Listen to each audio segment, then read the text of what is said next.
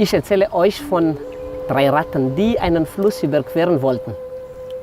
Sie haben kein Boot gehabt und sie haben die Idee, lass uns ein großes Süßkartoffel holen. Wir fressen das Kartoffel so, dass wir daraus ein Boot machen können.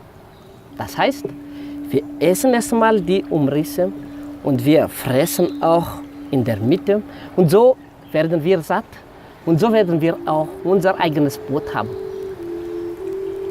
Es ist Abend, das Boot ist fertig.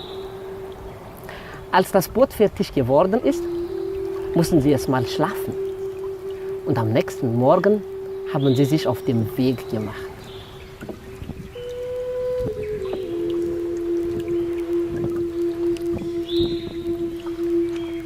Sie haben sich auf den Weg gemacht.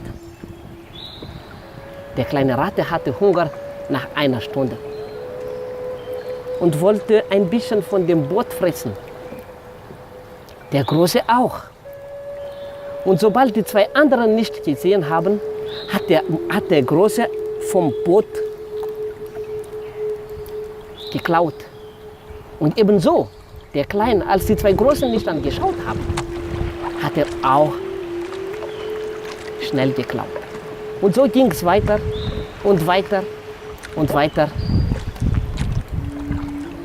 bis das Boot ein Loch gehabt hat und sie im Wasser versunken sind. Und so ist das in vielen Ländern.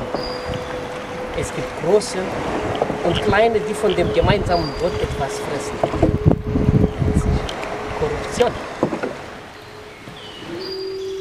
Und wenn das so weitergeht, wird es irgendwann kein Boot mehr geben.